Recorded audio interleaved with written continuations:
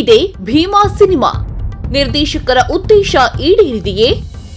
ಭೀಮಾ ಸಿನಿಮಾದಲ್ಲಿ ಸಲಗ 2 ಸುಳಿವು ಕೊಟ್ಟ ದುನಿಯಾ ವಿಜಯ್. ಭೀಮಾ ಸಿನಿಮಾ ರಾಜ್ಯಾದ್ಯಂತ ಬಿಡುಗಡೆಯಾಗಿದೆ.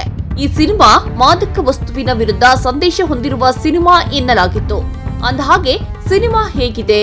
ಈ ಹಿಂದೆ ಸಲಗ ಮೂಲಕ ಭರವಸೆ ಮೂಡಿಸಿದ್ದ ನಿರ್ದೇಶಕ ದುನಿಯಾ ವಿಜಯ್ ಎರಡನೇ ಸಿನಿಮಾ ಭೀಮಾ ಮೂಲಕ ಪ್ರೇಕ್ಷಕರೆದುರು ಬಂದಿದ್ದಾರೆ. ಮೊದಲ ನಿರ್ದೇಶನದ ಸಿನಿಮಾ ಸಲಗದಲ್ಲಿ ಚಿತ್ರಕಥೆಗೆ ನಿಷ್ಠರಾಗಿದ್ದಂತೆ ತೋರಿದ್ದ ದುನಿಯಾ ವಿಜಯ್ ಭೀಮಾ ಸಿನಿಮಾದಲ್ಲಿ ಆಯ್ದ ಪ್ರೇಕ್ಷಕ ವರ್ಗಗಳನ್ನ ದೃಷ್ಟಿಯಲ್ಲಿಟ್ಕೊಂಡು ಅವರ ಮನರಂಜನೆಗಾಗಿ ದೃಶ್ಯಗಳನ್ನ ಕಟ್ಟಿದಂತಿದೆ.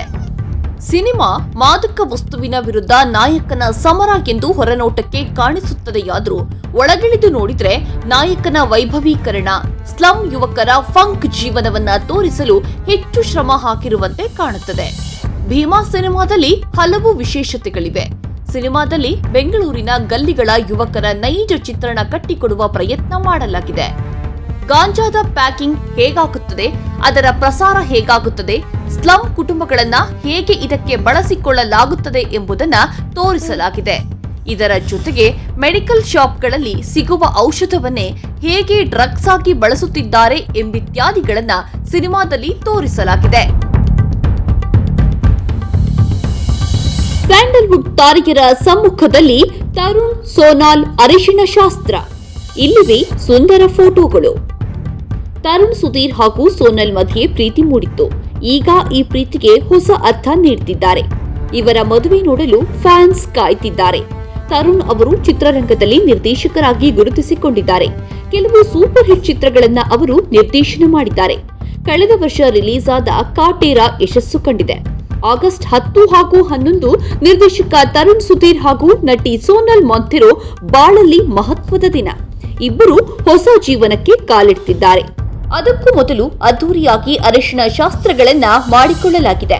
ಆಗಸ್ಟ್ 10ರಂದು ಬೆಂಗಳೂರಲ್ಲಿ ಆರತಕ್ಷತೆ ಜರುಗಲಿದೆ. ಆಗಸ್ಟ್ 11ರಂದು ಇವರ ವಿವಾಹ ನೆರವೇರ್ತಿದೆ. ಇದಕ್ಕೂ ಮೊದಲು ಈ ಜೋಡಿ ಅರಿಶಿಣದ ನೀರಿನಲ್ಲಿ ಮಿಂದೆದ್ದಿದ್ದಾರೆ. ಅರಿಶಿಣದ ನೀರನ್ನ ಹೊಯ್ದುಕೊಂಡು ಫೋಟೋಗೆ ತರುಣ್ ಹಾಗೂ ಸೋನಲ್ ಪೋಸ್ ಕೊಟ್ಟಿದ್ದಾರೆ.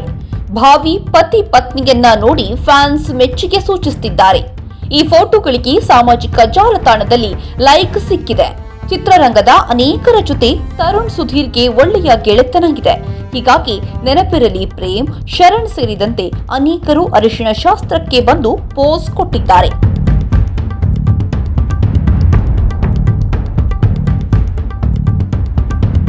ಕರ್ನಾಟಕ ನಾಟಕ ಅಕಾಡೆಮಿಯ ವಾರ್ಷಿಕ ಪ್ರಶಸ್ತಿಯನ್ನ ಬಹುಭಾಷಾ ನಟ ಪ್ರಕಾಶ್ ರಾಜ್ ಬೇಡ ಎಂದು ತಿರಸ್ಕರಿಸಿದ್ದಾರೆ.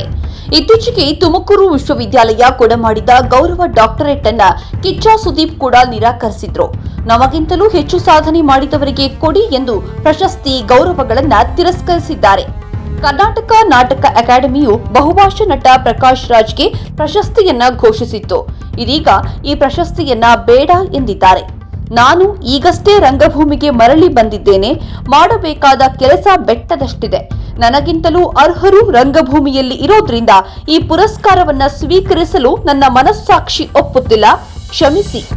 ಅಭಿನಂದಿಸಿದ ಸಹೃದಯರಿಗೆ ಧನ್ಯವಾದಗಳು ಎಂದು ಪ್ರಕಾಶ್ ರಾಜ್ ಸೋಷಿಯಲ್ ಮೀಡಿಯಾ ಎಕ್ಸ್ನಲ್ಲಿ ಪೋಸ್ಟ್ ಮಾಡಿದ್ದಾರೆ.